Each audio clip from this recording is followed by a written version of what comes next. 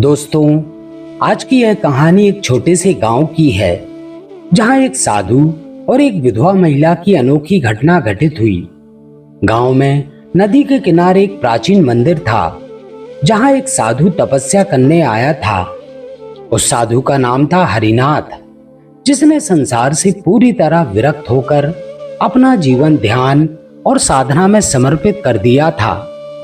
उसकी उम्र लगभग 30 साल के करीब थी और उसकी आंखों में गहरी शांति और तपस्या की झलक थी। गांव में एक विधवा महिला माया रहती थी। वह कभी सुंदर और खुशहाल थी, लेकिन अचानक उसके पति की मृत्यु के बाद उसका जीवन अंधकारमय हो गया। उसकी आंखों में दर्द और अकेलेपन की गहरी छाया थी, लेकिन फिर भी उसने अपनी परिस्थितियों का सामना किया और अपने बेटे की परवरिश में खुद को व्यस्त रखा। एक दिन माया अपने बेटे के साथ मंदिर में पूजा करने आई। मंदिर में उसकी नजर साधु हरिनाथ पर पड़ी। साधु के चेहरे पर वह गहरी शांति और समाधि का भाव था जो उसे अनायास ही आकर्षित कर रहा था। माया ने उसकी ओर देखा और संयोग से साधु की नजर भी उस पर पड़ी। दोनों की आंखें कुछ क्षणों के लिए टकराईं, लेकिन कोई शब्द नहीं बोल पाए। हरिनाथ ने अपने भीतर माया के दर्द को महसूस किया। वहीं माया ने भी हरिनाथ में एक ऐसा आंतरिक बल और शांति देखी जिसे उसने पहले कभी महसूस किया था। इसके बाद माया कई दिनों तक मंदिर आने लगी और साधु के पास बैठकर ध्यान करने लगी। धीरे धीरे साधु ने माया से बातचीत शुरू की। वह माया की मानसिक स्थिति और दर्द को समझने का प्रयास कर रहा था। एक दिन हरिनाथ ने माया से पूछा, क्या तुम्हें लगता है कि तुम्हारा जीवन खाली है? माया, जो अब तक खुद को पूरी तरह अकेला महसूस कर रही थी, इस प्रश्न को ठीक से समझ नहीं पाई, लेकिन उसे साधु के शब्दों में कुछ सुकून मिला। समय के साथ माया और हरिनाथ के बीच गहरी समझ और तालमेल विकसित हुआ। हरिनाथ ने माया को ध्यान और साधना के माध्यम से आत्मनिर्भर बनाने की राह दिखाई। धीरे धीरे माया का दुख हल्का होने लगा। उसने महसूस किया कि वह सिर्फ अपने विधवा होने की पहचान से नहीं, बल्कि अपने भीतर की शांति से जुड़कर आगे बढ़ सकती है। माया और हरिनाथ के बीच एक अनकहा लेकिन गहरा संबंध बन चुका था। लेकिन गांव में इस रिश्ते को लेकर सवाल उठने लगे। कुछ लोग इसे केवल एक गुरु शिष्य का संबंध मानते थे, तो कुछ इसे लेकर शंका करने लगे। माया का बेटा भी इस संबंध से असहमत था। उसे डर था कि अगर उसकी मां का एक साधु से लगाव हो जाएगा तो गांव में उसका अपमान होगा।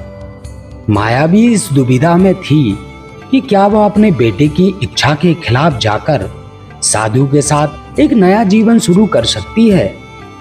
हरिनाथ ने माया के संकोच को समझते हुए कहा, आत्मस्वीकृति और प्रेम बाहरी घटनाओं और समाज की सोच से नहीं, बल्कि आंतरिक शांति और समझ से आते हैं। माया ने महसूस किया कि उसका जीवन उसके अपने हाथों में है। वह खुद को फिर से खोज सकती है और धीरे धीरे उसने ध्यान, साधना और आत्मनिरीक्षण के माध्यम से खुद को बदलना शुरू किया। पहले जो दर्द और अकेलापन था, वह संतुलन और शांति में बदलने लगा।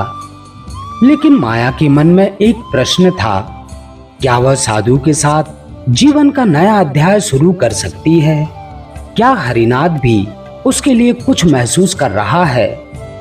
एक दिन माया ने हरिनाथ से पूछा, क्या आप मुझे सिर्फ एक साधिका के रूप में देखते हैं या कुछ और? हरिनाथ कुछ देर मौन रहे, फिर बोले, माया, मैं तुमसे कुछ नहीं चाहता।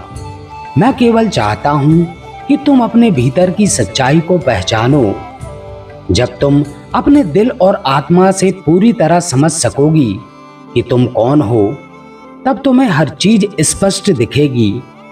तुम्हारी शांति केवल तुम पर निर्भर करती है। हरिनाथ के शब्दों ने माया के भीतर झकझोर दिया। उसे एहसास हुआ कि वह अब तक अपने अकेलेपन से भागने की कोशिश कर रही थी, लेकिन उसे खुद को समझने की जरूरत थी। गांव में उसकी बढ़ती निकटता को लेकर अफवाह फैलने लगी।